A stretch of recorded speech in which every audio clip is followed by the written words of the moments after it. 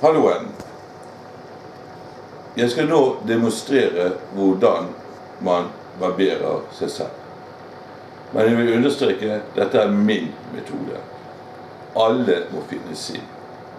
Jeg måtte finne min metode de første gangene jeg skulle barbere meg selv med kniv.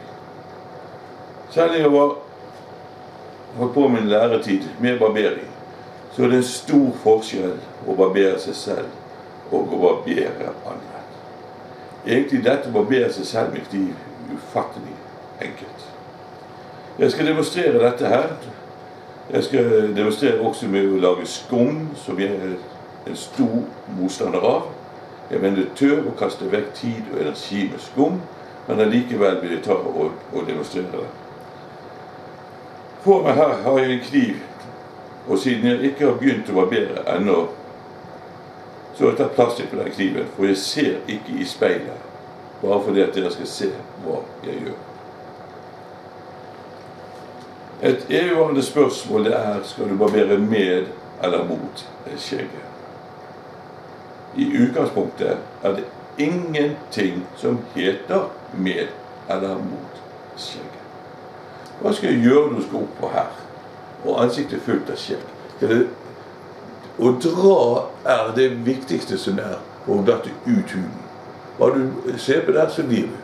Du skal ta de tingene, eller de strøkene som passer deg.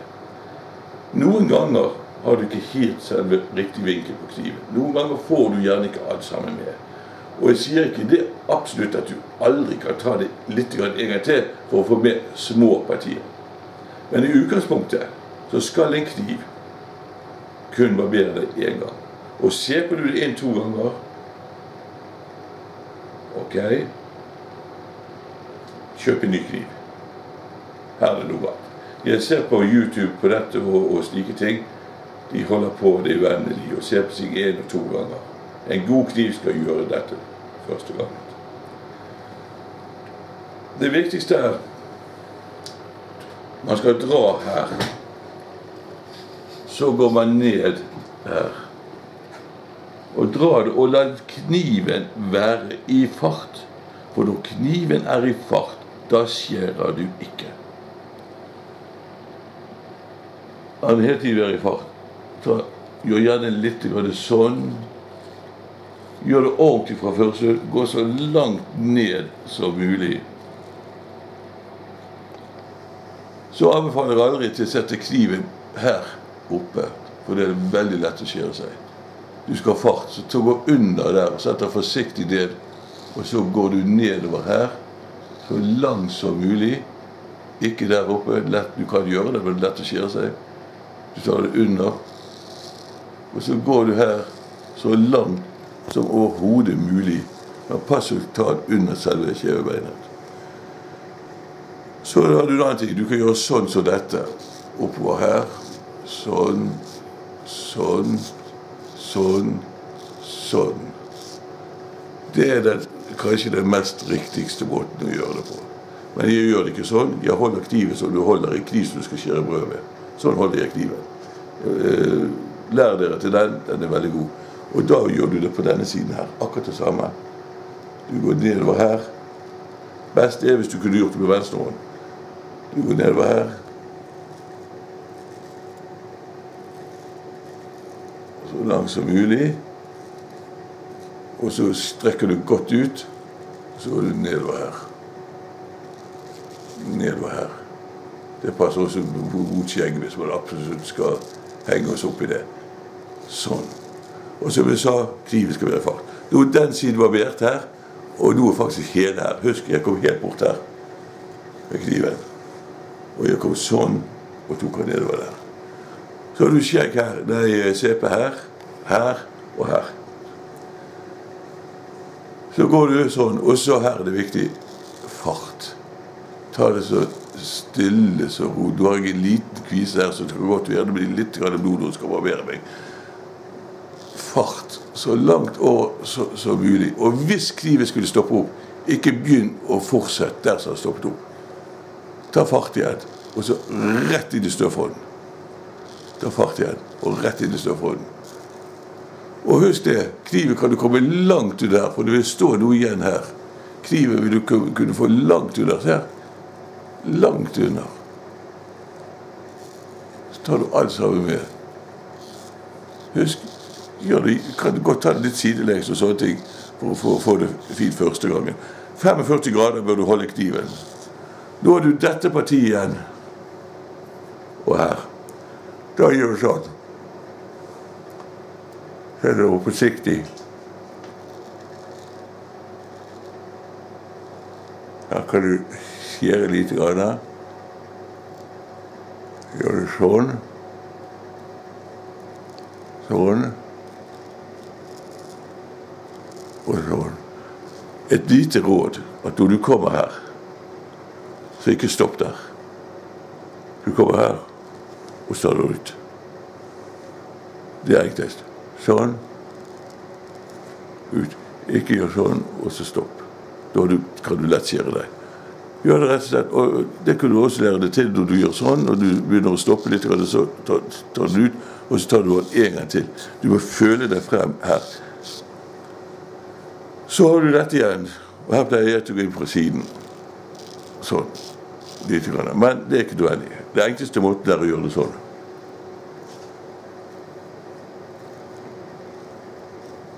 Leppene skal ikke være rett. Leppene er beskyttet.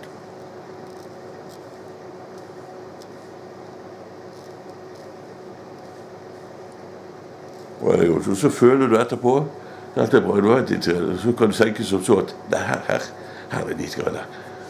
Prøv du kan ta den uten, hvis ikke ta litt grann se på og slike ting. Så hele tiden, når du skal ta det veldig enkelt.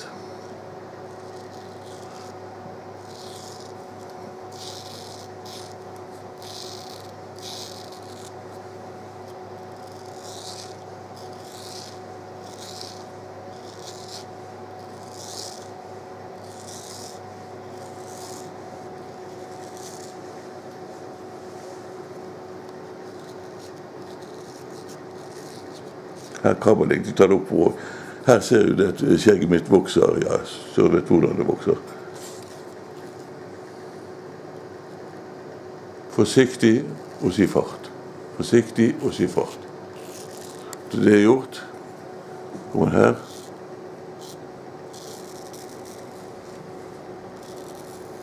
La kniven være fart. Er du usikker på dette, så ta så vidt trykk på kniven. Da vil du kunne få det perfekt i første gangene, men nå skal man lære.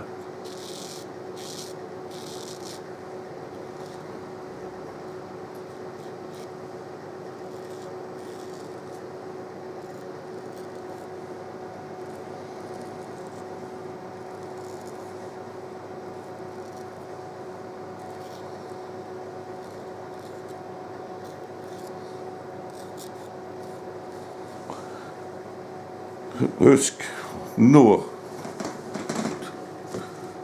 jeg barberte første gangen, så stod jeg på akkurat det samme nivå som dere. Absolutt. At jeg da holdt på med en utdannelse som barbere og slike ting, har ingenting med denne saken å gjøre. Å barbere seg selv og barbere andre er to vidt forskjellige ting. Ja, de kan ikke sammenlignes. Prøv det. Sånn, sånn, sånn, sånn, sånn, sånn, sånn, sånn, sånn, sånn. Sånn, sånn, sånn, sånn, sånn, sånn, sånn, sånn. Sånn. Sånn dette. Når jeg barberer andre, så dette partiet her det vanskeligste å barbere. Og det er så lett at du ikke får strekket det og ut. Det trenger ikke til å gjøre så når du barberer selv, og så.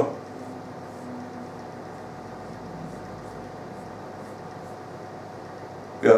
Nei, ikke sånn. Jeg gjør det sånn.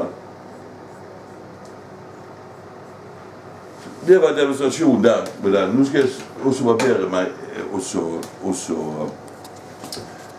reelt. En som har kjøpt en kniv av meg, sendte kniven tilbake. Jeg oppfordret han om det. Og jeg var jo sikker på at han hadde ødelagt kniven på den måten at han hadde gjort den veldig, veldig sløv. Når jeg mottok kniven, så var den helt fantastisk. Så her er det mangel på kunnskap med barbering. Jeg skal innrømme at denne kniven kan være litt hard mot huden, men du verden hvor godt det skjer. Nå skal jeg barbere meg med denne kniven. Nøyaktig sånn som jeg fikk det fra denne personen.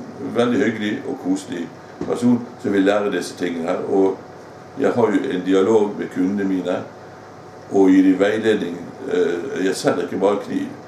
I dag går man inn på forskjellige forretninger og slikt, så selger kniver, og så får de kniv, og så får de kniven, og så er den ikke god, og så sender de den ikke tilbake igjen. Altså man kjøper en kniv i dag, så du går inn i forretning og kjøper et brød. Så hvis det brødet er gammelt, så skal du gjerne bytte brød eller noe i den duren der, men likevel beholder de brødet. Altså en ting sånn de kniver sånn til dag. Du kjøper kniven, ferdig med den, ingen rettigheter. Hos meg har de rettigheter, og hvis jeg ikke får denne her litt mykere, vil denne personen få en helt ny kniv med meg. Jeg har yrkesstolthet, og det er en mangelvare i dag. Hvis man ikke er fornøyd, skal du få en ny kniv tilbake til etter hvert.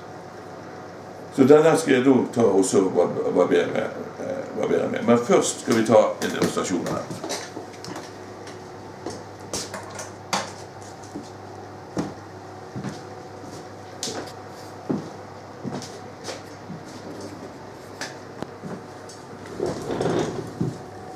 Det å skumme opp skummet og så barbere seg, mener jeg det er ikke smart. Men nå skal jeg bare demonstrere. Jeg tar litt grann skum. Så blir det.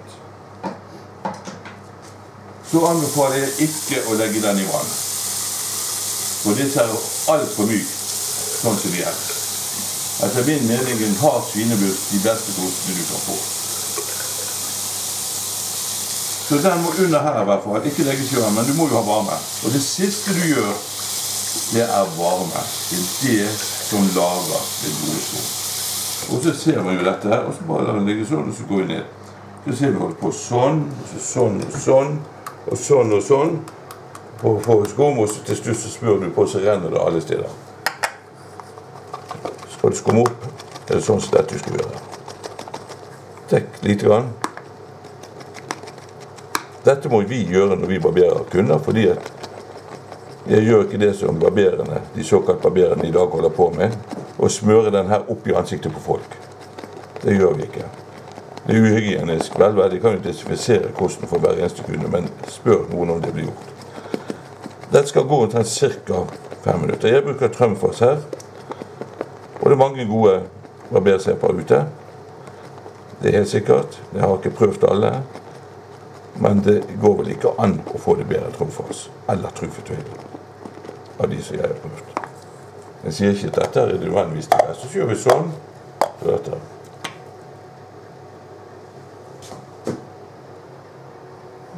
Enkelt og greit. Ordentlig skum. Selve oppsepingen sier et halvt minutt. Toppen. Men nå skal jeg det som sagt demonstrere, og da holder ikke jeg på den måten her.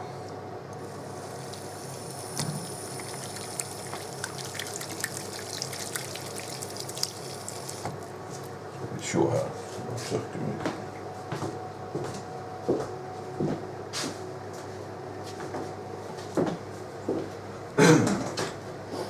I dag er jo vitenskapen kommet så langt at de har ganske masse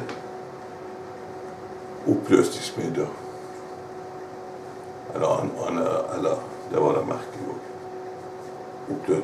Oppløsningsmidler og masse kjemikalier. Men går vi noen 100 år tilbake, så var det jo alkymistene da.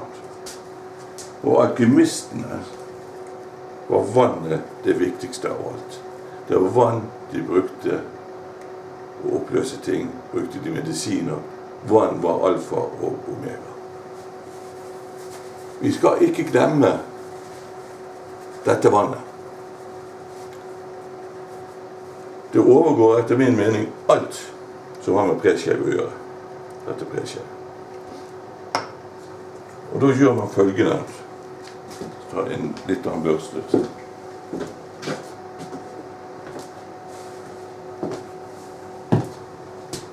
Vannet er det beste preskjev som er.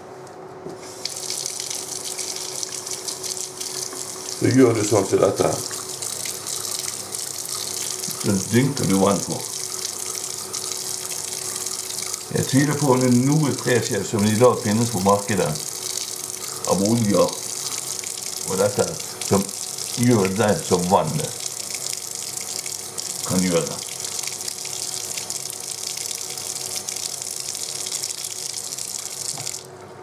Så gjør jeg sånn som dette. Så mye. Tar det bak. Så tar jeg denne her under varmt vann. Husk, dette er det siste. Jeg har sett de skal demonstrere oppsetting i boks. Hvis du gjør de dette, så setter de den til side, så ser hva de skal begynne. Så blir det inn.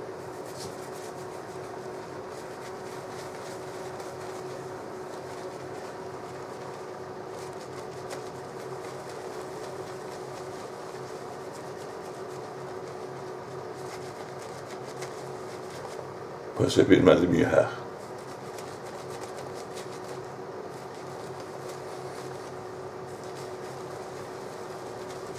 Dette er mye varmere enn hvis du tar det opp i en skål. Mye varmere. Skålen blir kald med en gang. Du vet, hvis du har en veldig varm suppe, så rører du rundt i den suppen for å få kald. Og det gjør du også med å lage skum først. Da har du litt sånn. Og så er det godt og varmt igjen.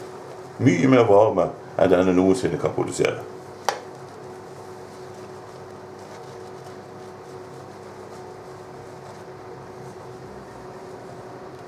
Det er jo en fordel å få en del sepe på her hvis du ikke er så veldig fortrolig. Rull av sepen slik at sepen kan sånn at den ikke tørker så veldig fort hvis du er litt sen. Så tar vi denne kniven.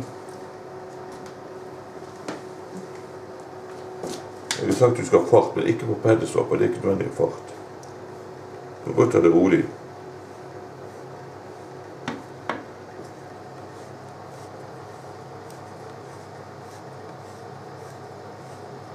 Veldig rolig og hardt. 1–2 kilo trykk. Men jeg skal komme med en egen video med å slipe kniver og å stoppe kniver. Her tror jeg de fleste gjør feil.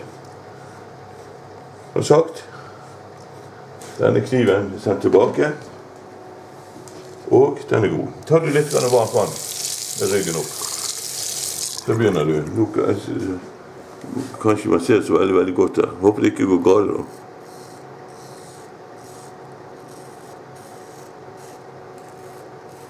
Vet du hva? Kniven er fullkommen. Han er helt fullkommen.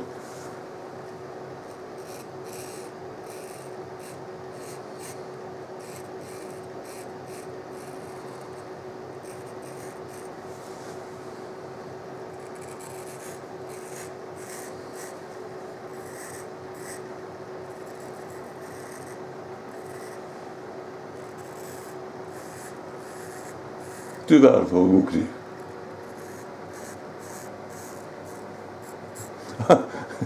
Han er så god at det kan helt utrolig. Så gikk jeg her. Det er min måte å gjøre det på. Du kan gjerne ta den innenfra og opp. Altså den veien, men jeg tror allikevel at sånn at dette er helt ideelt å ha det.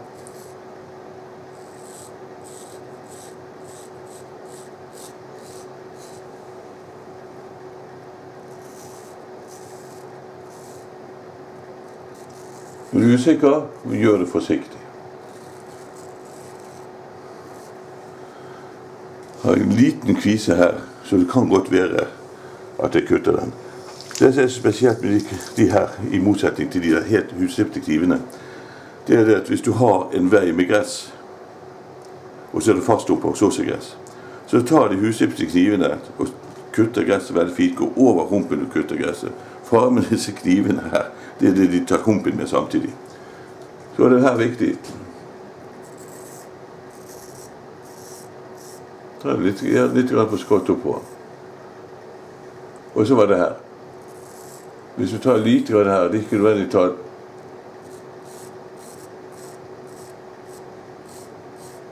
Men her kommer poenget mitt. Her bør du gå i fart.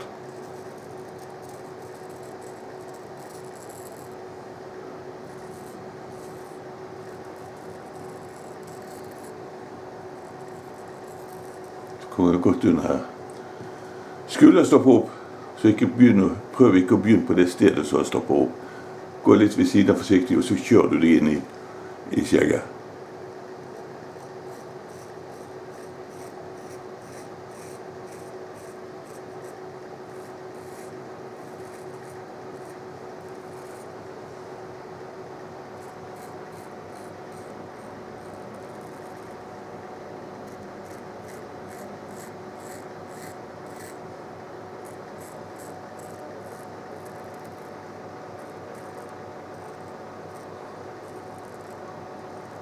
Så litt grann igjen her. Ikke der, det var bare så rester. Her har du 2 måter å gjøre det på. Du kan også ut, eller du gjør sånn forsiktig. Jeg pleier å si det at venstrehånden er mer viktig enn høyrehånden. For det er venstrehånden som dirigerer, det er venstrehånden som hele tiden strammer. Helt perfekt. Så likte jeg å gå inn her. Litt sammen, det skal jeg ikke gjøre, for det kreves litt trening. Du går, skal bare ta vekk denne. Du går her.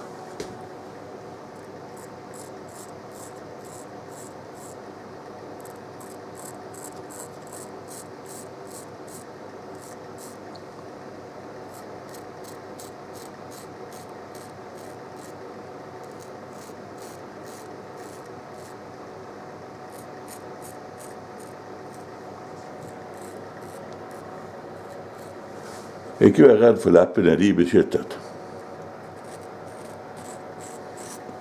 Jeg kan bare ta med det at jeg barberte en afrikaner en gang. Og han hadde rand på leppen, så at leppen faktisk gikk ut som en ring rundt her. Og det var meget vanskelig, for da kunne jeg ikke gjøre sånn som dette her. Så vi får gjøre opp sånn som dette, for da skal du leppen. Men normalt sett, altså dette her. Så jeg begynner meg inn en gang til. Det er mulig du får en nanomål mindre. Atommål, eller hva vi nå skal si. Og så du inn 3 ganger kan det være, og 4 ganger kan det være. Men dette er unødvendig. Jeg tar følgende postular. Alle som barberer seg slipper seg inn 2 ganger, må øyeblikkelig gå og kjøpe en ordentlig kniv. Den her er perfekt. Og varmt vann. Ikke ta det med duker, tørre duker som er varme. Du får ikke samme effekt med det. Jeg må jo gjøre det med kunder på dette, for det er litt mye vann på, så det er lett for å brenne seg. Og sånn. Så der har vel du hele tingen med her.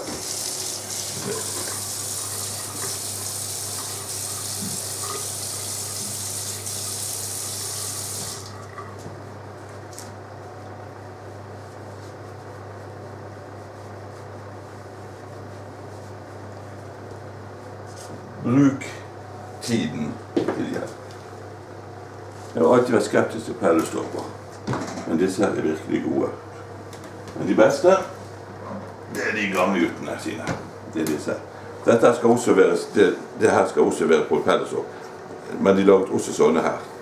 Egentlig. Og dette er de kanskje beste som er. Men jeg skal ta også allikevel. Og så er det viktig når du har det med barberingen. Så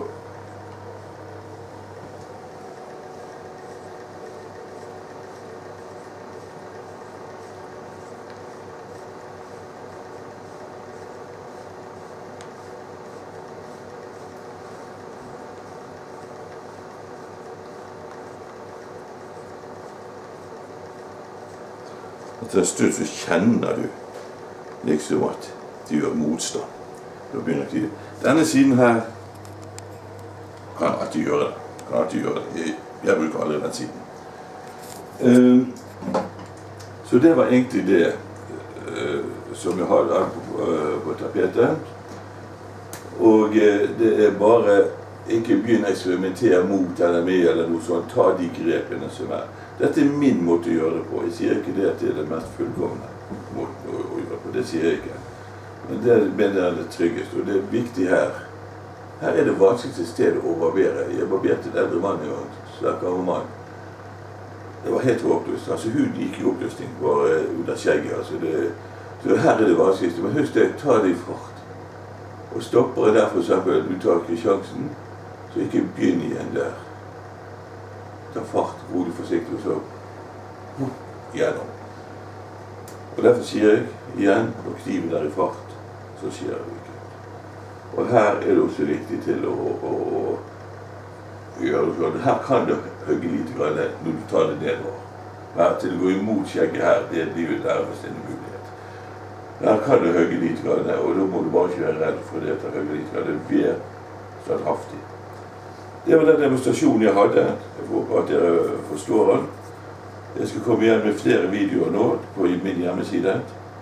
Og de skal da inneholde, neste gang skal jeg ha litt lære om barberkniver, som faktisk mye har tilegnet meg i den senere tid faktisk.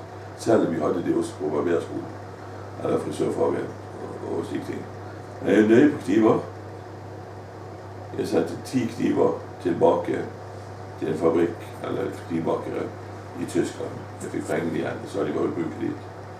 Og jeg skrev et brev til disse her knivsmedene, at jeg må gjøre sånn og sånn og sånn med kniv. Når jeg besøkte disse her der i Tyskland, så var jo ikke jeg noen ekspert i å lage kniver. Nei, sa jeg, men det er jeg som bruker de. Og dere kan lage de mest estetiske, fineste kniver, men jeg bruker de. Takk for meg.